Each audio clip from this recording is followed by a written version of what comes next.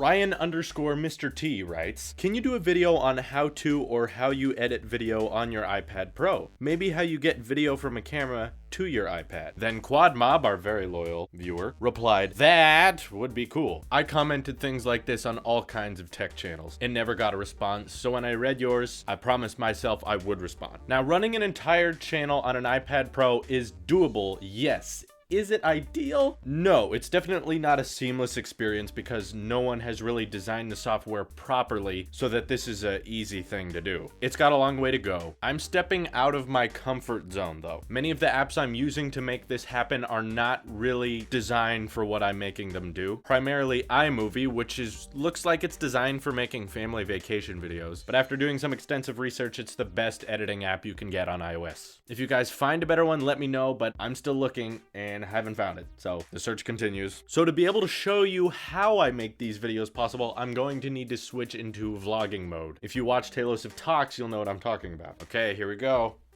There you are. Okay, now you get to see what I'm seeing. So I've got a big old light. It's lighting up my face. And over here, I have a Lumix FZ1000. You can check out my review of this in a different video on the tech channel. But why I like it is because it can shoot in 4K, which on the main channel, we do shoot in 4K and it looks amazing. But for most people watching tech videos like this, you don't really see 4K. So that's why I film at 1080 at 60 FPS. I love that buttery smoothness. And you can notice that on mobile devices. Now to our microphone. If you watch our podcasts, you know this microphone's name is Bernard. It's a long story. But technically, he is a Zoom H6. He's got tons of audio ports and his quality is amazing. I love working with Bernard. Okay, I'm switching back to tech mode. Put you back there. And there we go. So both the camera and the microphone record all their files onto regular old SD cards. However, only one of these SD cards works importing straight into the iPad Pro, and that's used with a Lightning to SD card port adapter that's about 30 bucks. Apple makes it themselves. There's some knockoff brands, but just stick with Apple. They are the better company. Give them all your money. But hey, what do I know? So that camera's card goes into the adapter, that adapter goes into the iPad Pro, and it opens up the Photos app. And in this section, notice import, you see all the footage you made.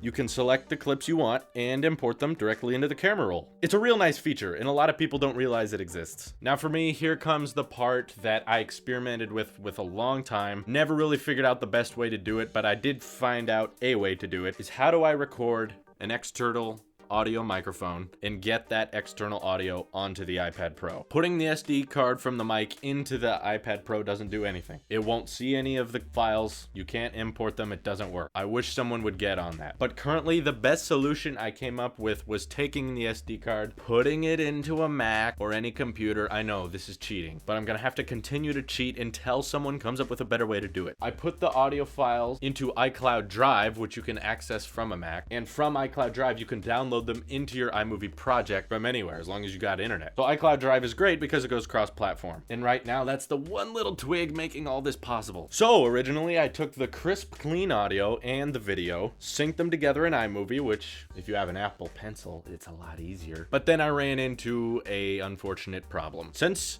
there's a lot of jump cuts in my video. If you had not noticed, I jump around a lot, and I do that by leaving big spaces in between my words and sentences. That way everything's thought out and I can kind of cut out what's unnecessary. But when you make tons of cuts like that, you have to cut the video and the audio. You can't cut both at the same time. And so when you cut them over time, click, click, click, click, the footage unfortunately got out of sync when I tried doing that. It's a glitch iMovie has because it's never really designed to do things like that. So I can understand why no one would catch this issue, but I'm hoping in time they address it. But since there's no fix for it yet and it doesn't seem to be in sight, I don't cut up the video and I don't cut up the audio. I leave the whole video in there and the whole audio strip in there. I export that so it turns into one file. So now I have one video that's got good audio and good video. However, iMovie compresses the video quality. So if you're wondering why my videos don't look as great, it's because iMovie compresses them. Watch Refried Friday, our other show, which is not exported on an iPad. That is done on my actual Mac, and that's in 4K, and that's how good this camera actually looks. Anyway, once I've got that single file with good audio and video, I cut out the gaps in between, add in the music, add in the cutaways, everything works fine. iMovie's pretty awesome once it's working. Now, the outro you see at the end of my videos was made with Adobe After Effects on a Mac. You can't do that on an iPad. You can't do very good text animation on an iPad. Now, I do make the video thumbnails with it. There's an incredible app I could do a whole video on called Over that is super user-friendly and also super customizable with your pictures. You can mask things out, you can have tons of layers, you can have PNGs, it's just really helpful. And then I upload the videos to YouTube using the iMovie share option because that's the only way you can post videos at 1080 at 60 FPS, or if you want to upload from the iPad in 4K, because the YouTube Capture app sucks. There's barely any control over what you're posting. It's not optimized for anything, not even the iPhone 6 Plus as of now. But still, it's dated and I hate it. So I share it with the YouTube share option within iMovie. Then I use a Puffin browser which runs Java, so it acts like a desktop when you're using it. You can go in there and change the thumbnail from something from your camera roll. And then you hit publish and look at that. You've basically created an entire video with an iPad Pro. Now this can be done with a regular iPad too. You just can't edit 4K. So I get it. This process is very complicated and no one's really done it before. It's definitely a rough process, but I love trying new things and I love experimenting with the future. And I do believe that tablets are going to take over laptops and desktops in time, but it takes willing minds that are able to convert the way they do things to be able to officially move over. So I'm just trying to get ahead of the game, that's all. I love the idea of running an entire YouTube channel using only iOS. So Ryan_Mr. T, I hope that answered your question. If you have more specific questions about how I make all this happen using just this guy, feel free to comment below. Or if you think this is a stupid process, go ahead and tell me in the comments and I will feature you in Refried Friday, where I will definitely tell you how wrong you are.